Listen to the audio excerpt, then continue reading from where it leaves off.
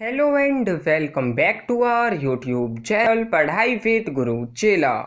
So my dear BA honours political science second semester students, आप लोगों के लिए ये वीडियो काफ़ी इम्पोर्टेंट होने जा रही है, काफ़ी इंफॉर्मेटिव होने जा रही है। आज इस वीडियो के माध्यम से हम आपको बताने का प्रयास करने जा रहे हैं आपके सेकंड को paper political process in India की final unit the changing nature of the Indian state के पास्ट ईयर क्वेश्चंस को। इस वीडियो के माध्यम से आप जान पाएंगे कि किस प्रकार के क्वेश्चंस आपकी इस यूनिट के अंदर से पूछे गए हैं, किस प्रकार के शॉर्ट नोट्स इस यूनिट के अंदर से पूछे गए हैं, क्या इस यूनिट के अंदर से शॉर्ट नोट पूछे जाते हैं या नहीं, एंड सो ऑन। सो आप बने रहिए इस वीडियो के साथ, वीडियो को एंड तक जरूर देखें, जानें कि किस प्रकार के प्रश्न इस यूनिट के अंदर से, इस इकाई के अंदर से पास्ट ईयर क्वेश्चन पेपर्स के अंदर पूछे गए हैं। ये वीडियो हिंदी एंड इंग्लिश दोनों ही मीडियम के स्टूडेंट्स के लिए काफ़ी इंपॉर्टेंट होने जा रही है, काफ़ी इंफॉर्मेटिव होने जा रही है। आप सभी से रिक्वेस्ट है कि आप इन सभी क्वेश्चंस को आंसर देने का जरूर प्रयास करें, क्योंकि सभी के सभी क्वेश्चंस काफ़ी इंपॉर्टेंट हैं from exam point of view.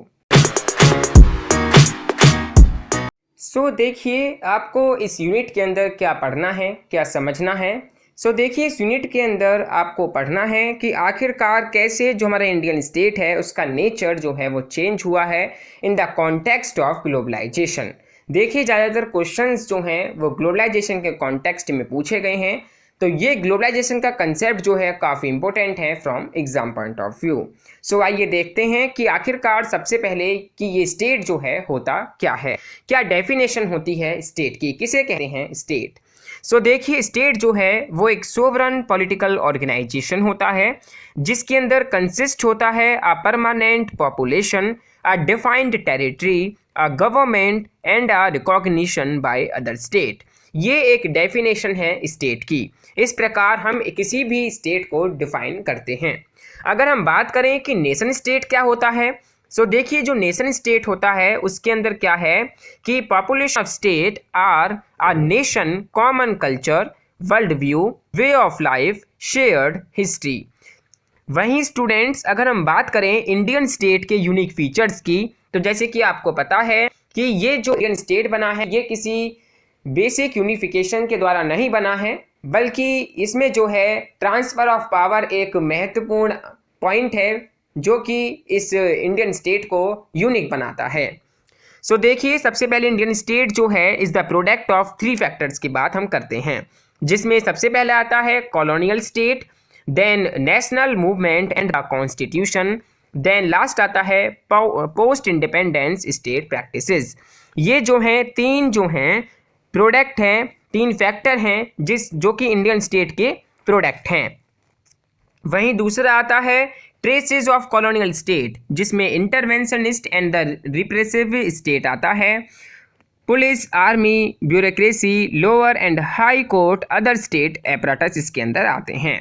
Third है idea of Indian state as imagined in the constitution, जिसमें liberal, neutral, arbiter versus instrumental state की हम बात करते हैं। वहीं स्टूडेंट्स अगर हम बात करें changing nature of Indian state की, सो देखिए 1952 से लेकर 1967 तक जो है वो नेहरूवियन स्टेट रहा, जो कि काफ़ी ज़्यादा वेलफेयर स्टेट रहा, एकोमोडेटिव एंड कंसेंसुअल रहा, डेवलपमेंटल स्टेट रहा। Then after 1970s repress state की हम बात करते हैं इंदिरा गांधी जी के टाइम की, जिसमें कोहर्सिव स्टेट बना, सोशलिस्ट वेलफेयरिस्ट स्टेट बना। देन 1980s की बात करें जहाँ पर राजीव गांधी का एरा था, टेक्निकल मार्जिनाइल स्टेट बना, क्राइसिस ऑफ गवर्नेबिलिटी यहाँ पर एक मेन पॉइंट है।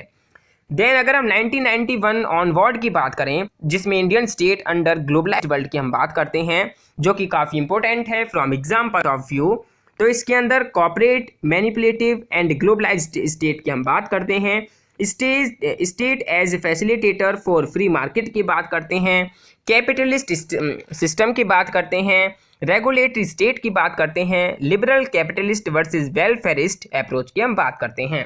देखिए स्टूडेंट्स आई होप आपको पता होगा कि 1991 में एक न्यू इकोनॉमिक पॉलिसीज़ हमने अपनाई थी, जो कि हम LPG रिफॉर्म्स के नाम से जानते हैं, जिसमें लिबरलाइजेशन, प्राइवेटाइजेशन एंड ग्लोबलाइजेशन हमने इनको अपनाया था। ठीक है, जिससे कि काफ़ी ज़्यादा जो हमारा इंडियन स्टेट है उसका नेचर जो है काफ़ी ज़्यादा चेंज हुआ है। इसी बेसिस पर क्वेश्चंस को बेसिकली पूछा गया है आपके पास्ट ईयर क्वेश्चन पेपर्स में। आइए बात करते हैं 2015 के क्वेश्चन के साथ, जो कि पूछा है globalisation has change the nature of Indian state, discuss. 2016 में पूछा है discuss the changing nature of Indian state in the context of globalisation. 2017 में है examine the nature of Indian state in the context of inclusive politics. ये थोड़ा अलग question है। Inclusive politics जैसे हम बात करते हैं सबका साथ सबका विकास, तो कैसे हम इस चीज़ को पॉसिबल कर पाते हैं, ठीक है। तो इसके कॉन्टेक्स्ट में ये जो है क्वेश्चन को पूछा है। 2018 में पूछा है globalisation has change the nature of Indian state, discuss. 2019 में है discuss the impact of globalization on the nature of Indian state. 2021 के अंदर पूछा है discuss the coercive dimension of the Indian state in the context of development. So इस प्रकार questions आपके पास ये क्वेश्चन पेपर्स के अंदर पूछे गए हैं।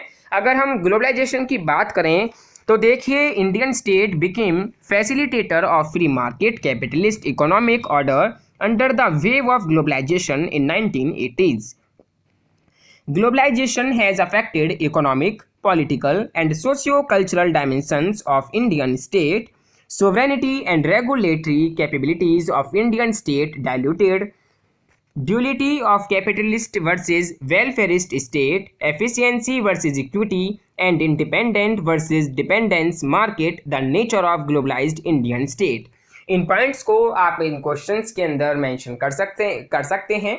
ये क्वेश्चंस काफ़ी इंपॉर्टेंट हैं from exam point of view. अब आइए देखते हैं इन्हीं क्वेश्चंस को हिंदी माध्यम में। अगर हम हिंदी माध्यम में प्रश्नों की बात करें तो पूछा है 2015 में वैश्वीकरण ने भारतीय राज्य की प्रकृति को बदल दिया है। इस पर आपको विचार विमर्श करना है।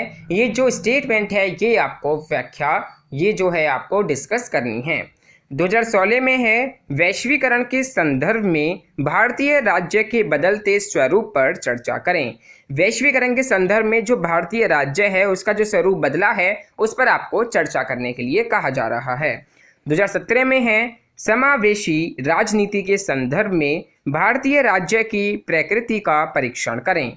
2018 में है वैश्वीकरण ने भारतीय राज्य की प्रकृति को बदल दिया है, चर्चा करें। 2019 में है भारतीय राज्य की प्रकृति पर वैश्वीकरण के प्रभाव की चर्चा करें। 2021 में है विकास के संदर्भ में भारतीय राज्य की जबरदस्ती आयाम की विवेचना कीजिए। सो इस प्रकार के प्रश्न आपके इस यूनिट के अंदर से पूछे गए हैं जो कि काफ़ी इंपॉर्टेंट हैं from exam point of view. इस यूनिट के अंदर से किसी भी प्रकार का कोई शॉर्ट नोट जो है नहीं पूछा गया है।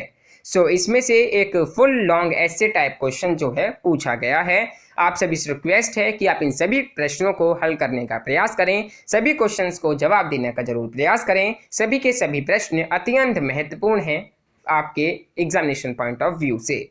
सो इस वीडियो में सिर्फ इतना ही। Thank you for watching this video. अगर आपकी कुछ भी क्वेरीज हैं, डाउट्स हैं तो आप कमेंट बॉक्स में सेंड कर सकते हैं। Thank you.